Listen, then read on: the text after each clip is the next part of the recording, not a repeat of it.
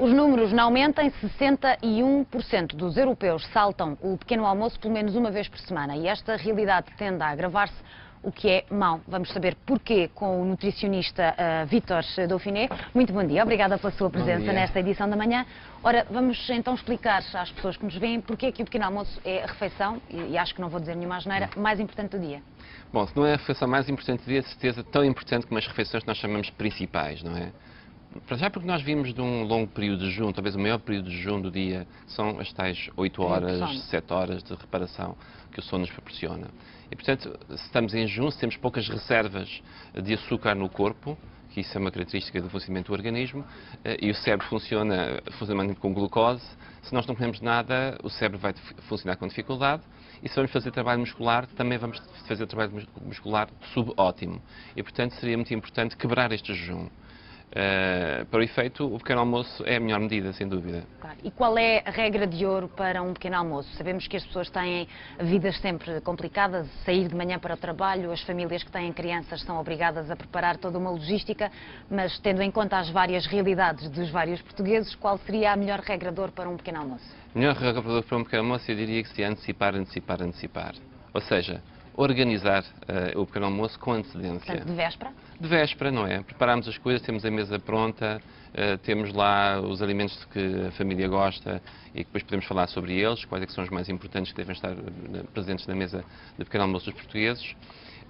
E, evidentemente, há sempre soluções de emergência, não é? Que nós podemos utilizar, que também são ricas nutricionalmente e que podem servir para nós, que estamos em corrida a sair de casa, por um motivo imprevisto, arranjamos uma solução para não nos desculparmos, porque essa é uma das desculpas principais dos portugueses em relação a esta primeira refeição da manhã, do dia, desculpe, é precisamente não ter tempo, não é? E, portanto, nós podemos fazer o bypass a isso e podemos falar também sobre isso. Outra das razões que é alegada por muitos portugueses também é a questão de não ter apetite. Ora, o apetite de manhã está muito relacionado também com a rotina e com os hábitos.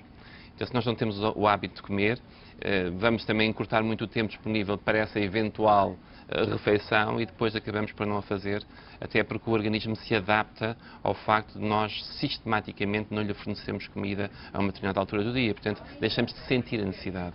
E, portanto, é tudo também uma questão de rituais e de respeitarmos essa necessidade fisiológica. Vamos então falar dos alimentos que devem ser reis numa mesa de pequeno almoço. Uma mesa de pequeno almoço, os laticínios, porque são os grandes fornecedores de cálcio e, portanto, nós precisamos disso ao longo de toda a vida. Estamos a falar de leite ou iogurtes? Leite ou iogurtes ou sólidos, estamos a falar de queijo. Precisamos também de cereais que deverão ser integrais. Eu quero fazer aqui este ênfase, porque os cereais integrais não têm nada a ver com os cereais como refinados, como por exemplo, o pão, ou por exemplo, que normalmente é branco, não é, na janela das pessoas que consomem pão, ou os cereais de pequeno almoço, que realmente também muitas vezes não são integrais, e há uma grande diferença em termos nutricionais, e portanto há que apostar em cereais integrais.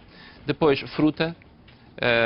E para algumas pessoas que não fazem pequenos almoços convencionais, que é o meu caso, eu chego a tomar um prato de sopa logo de manhã. Não é? Agora, não vou fazer a apologia disso para as pessoas que, inclusive, já não estão disponíveis para comer de manhã, mas o que eu quero dizer com isto é que é importante é introduzirmos hortícolas e fruta em todos os momentos do dia, se for possível, ótimo, não é? E, portanto, se as pessoas gostam de sopa, por que não comer um prato de sopa logo de manhã, não é? Também seria uma escolha saudável, não é?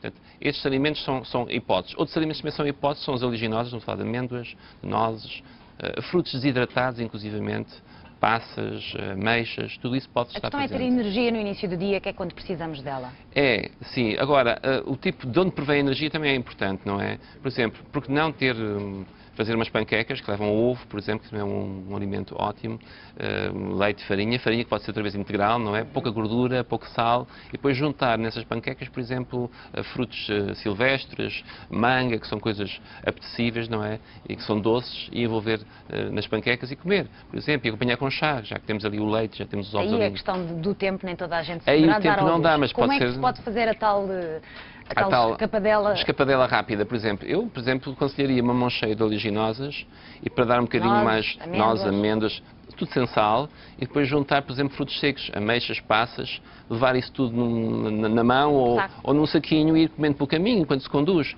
Por exemplo, eu já estou a fazer aí uma ingestão extremamente rica e diversificada de nutrientes importantíssimos para a nossa saúde. Vamos só fazer aqui uma adenda em relação às crianças, cuja preocupação também é a questão do tempo.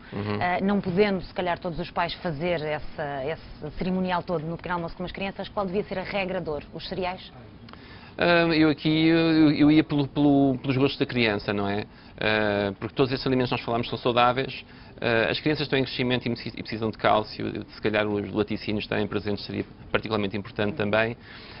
Mas variar, não lhes dar sempre a mesma coisa. Se um dia comemos os lácteos, outro dia podemos comer os cereais, estamos assim numa situação de muita pressa, a optar por uma coisa, uma peça de fruta na mão, qualquer coisa, mas nunca deixar sair as crianças em particular em jejum de casa, porque isso afeta-os particularmente, estão em desenvolvimento, têm ainda menos reservas de açúcar no organismo do que nós, são ainda mais sensíveis ao jejum. E afetará com certeza o desempenho delas na escola. Sem dúvida. Vítor Dauphinée, muito obrigada pela sua presença nesta edição da manhã. Uma boa semana. Foi um prazer. Vamos continuar.